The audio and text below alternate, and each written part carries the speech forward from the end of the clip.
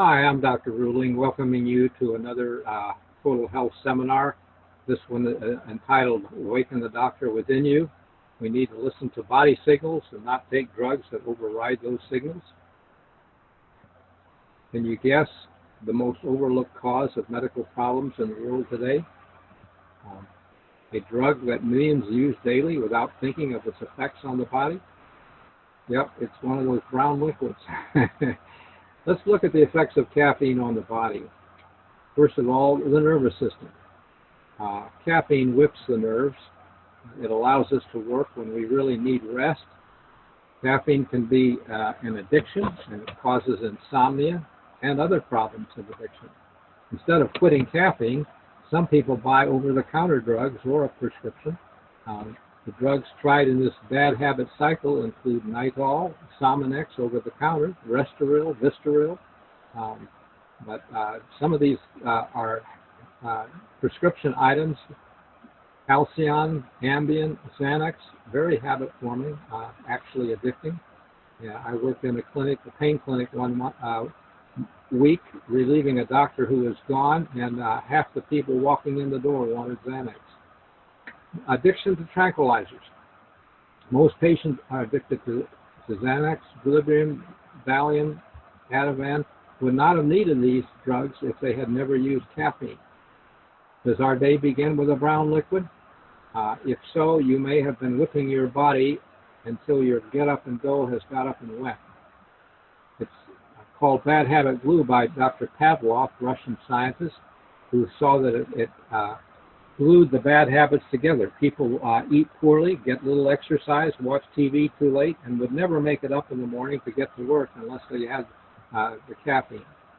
It works in a deceptive way, giving us a lift, as you can see here, but there's always a letdown afterwards, leaving us a little lower than we were before we ever drank the coffee. And the same way with, so people go through their day like this until they're really worn out. Caffeine can cause headaches. It's in drugs like Excedrin and Anacin, and that's why those prescriptions sell well.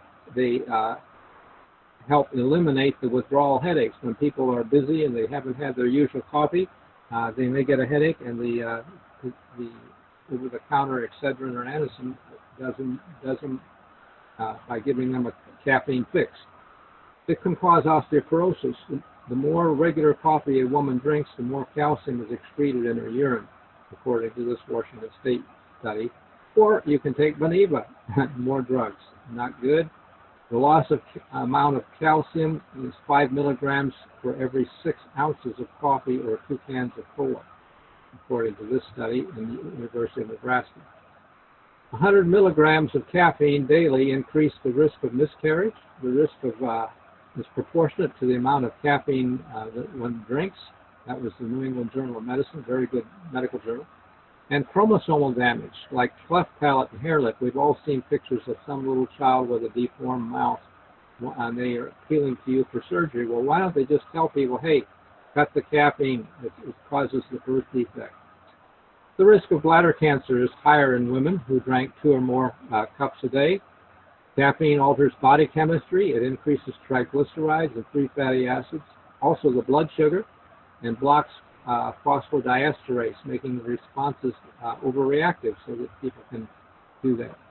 Cutting caffeine may help control diabetes. Duke University researchers found that caffeine exaggerated the rise of glucose after meals by 9% after breakfast, 15% after lunch, and 26% after dinner. That was reported about nearly 10 years ago. The decrease in insulin sensitivity may be due to a 5-fold increase in adrenaline, because we get excited, and that's what's stimulating the insulin insensitivity. Blood pressure can go up also because caffeine makes the heart go faster. Does your heart skip beats? Caffeine can cause extra heartbeats.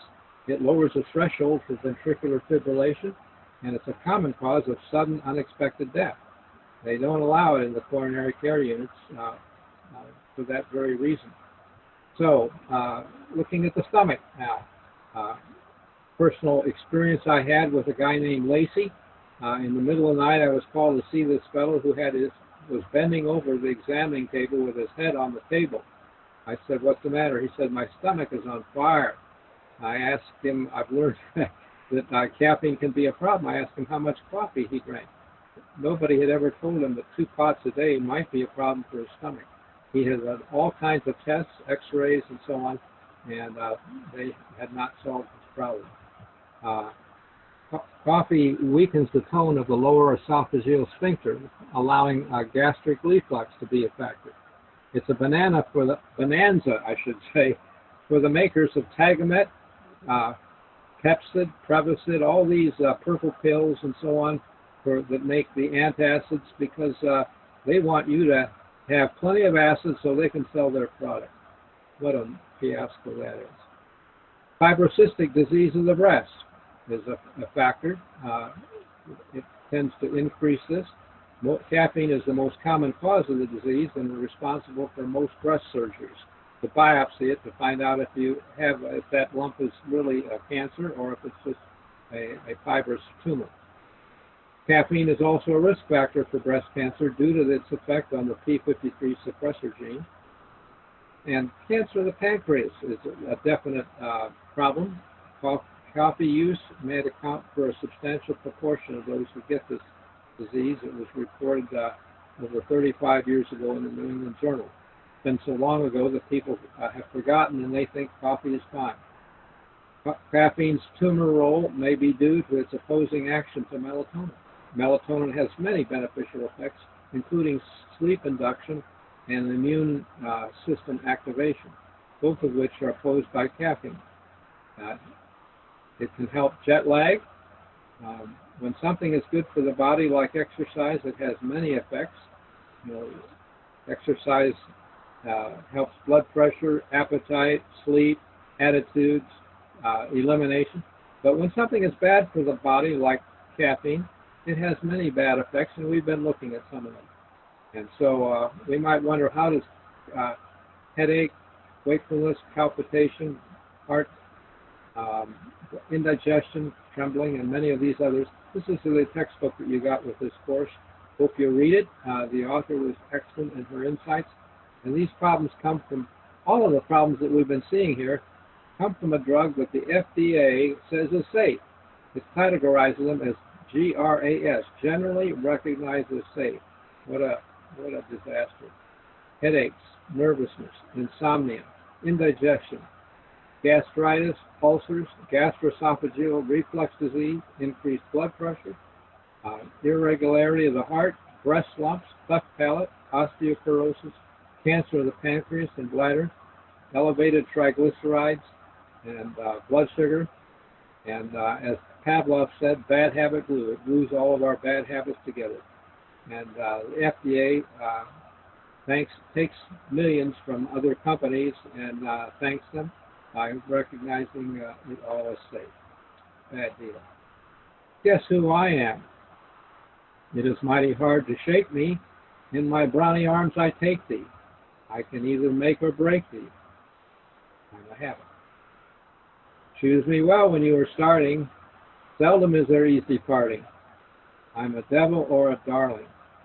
I'm a habit. So let's consider the fact that the power of choice is the brain power. The brain has this power over its operation. And if you make the choice, it will figure out a way to do it. Please join us in making this pledge as an aid to better health, and sounder sleep, calmer nerves, better blood pressure, heart regularity, lower cancer risk, and other serious problems. With God's help, I choose to abstain from caffeine in its many forms, coffee, tea, colas, or over-the-counter drugs. We can do this, and we can have better health. Let's do it. Caffeine is like Russian roulette. Who would want to put one bullet in a revolver and just spin it around, take one chance out of 6? Most people need their daily dose, or they'll get withdrawal symptoms if they try to quit. So let's look at that for just a minute. Quitting begins in the evening. Take a 20-minute walk after supper, and then enjoy a warm but not real hot bath, and take some melatonin if you have trouble sleeping. Consider exercise when you get up in the morning early. Take a warm even hot shower, but finish with a brief burst of cold. A hot and cold shower will double your white blood count. It helps your resistance to colds and flu. It stimulates your stress response so that you will have a lift but without a letdown that the coffee will give you. We can break the habit if we're willing to face withdrawal. Headache is common and can be severe. Use an aspirin or a Tylenol or an Advil or something if you have to. I'm not pushing drugs, but these are over the counter. And if you can get away from caffeine, you're better off if you have to do that. Most other analgesics will have caffeine. Do not use Excedrin, Anacin, Purinol as a prescription item, but it has, and Caprigot is for migraine, but it has caffeine in it, as you can see. And so don't, APC or Goody powder is not good, just as a news report. So give it your best shot. Thank you for considering us. We look forward to seeing you again. Thank you.